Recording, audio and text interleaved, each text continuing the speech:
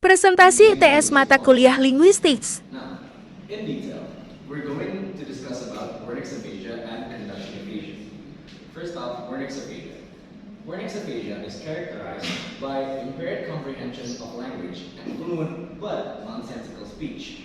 They may also have difficulty understanding spoken and written language.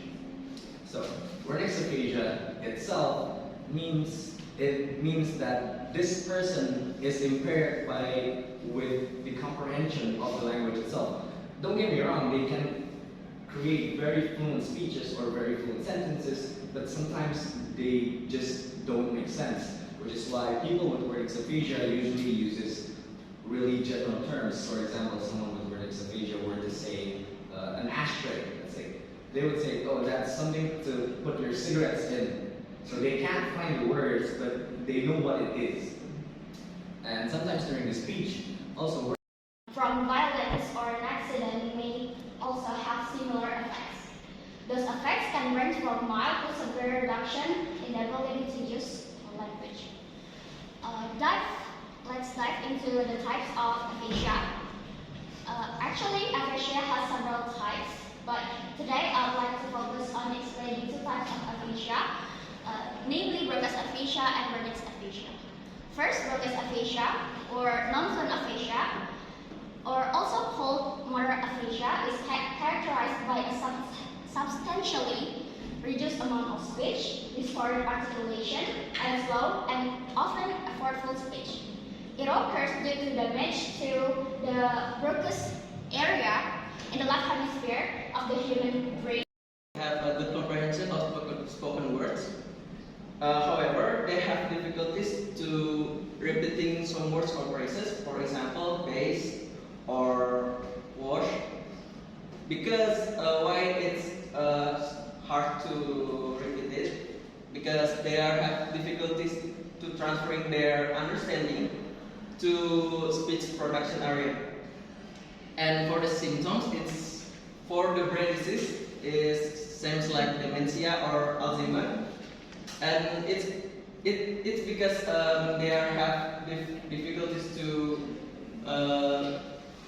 in speaking and in speech. The right hemisphere function is for emotional intelligence, creativity, visual understanding, and any other nonverbal communication. And move to the next topic, Ginny. Ginny is basically a 30 years old girl that she is the result of not implementing a critical period, or we can say that she passed the critical period. Ginny experiences physical others and avoiding commitment. So I forget to point it out. Other way to say avoiding commitment is like what Alia said, that it's avoiding the confrontal when we are communicating. So how hedges help us to politeness what we are going to say, and then the last one is called qualifying the statement. So in relation with the cooperative principle. So as we know from you speak that there is theory from one value from a scale of values. For example, I said I just got back from the school where some of the students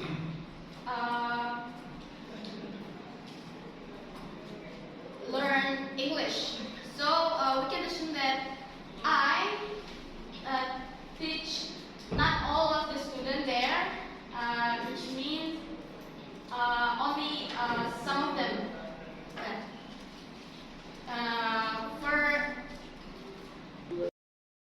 For this answer, I made an inference.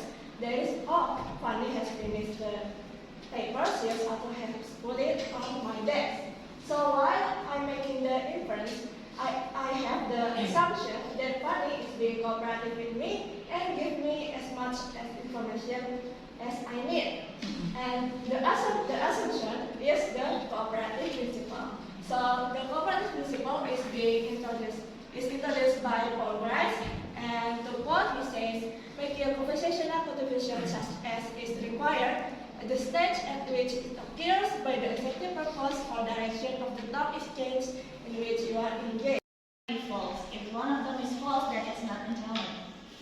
Can I get this mixed glasses? Try not to. And for the feature of entanglement itself, I conclude there are two features. It's absolute and required fact of truth or truth. Why is it absolute? Because it's logical. The speaker assumes that a person called Sarah is exists. And the second, she has brother, who is Tom. And she has only one brother, because there are one brother Sarah said. And he likes sweet. Who is like sweet? Tom. Because there mentioned 3 chocolate bars. There are many chocolate. Okay, next.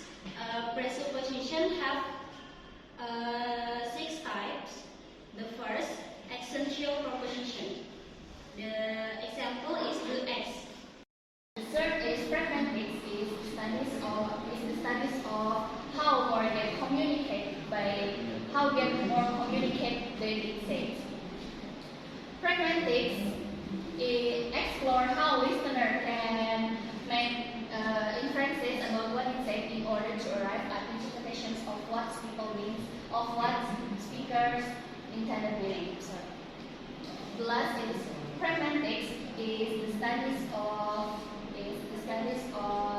expressions of relative distance.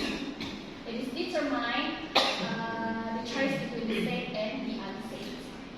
And the difference between pragmatics and semantics is pragmatics and semantics is the opposite meaning, like direct opposite. For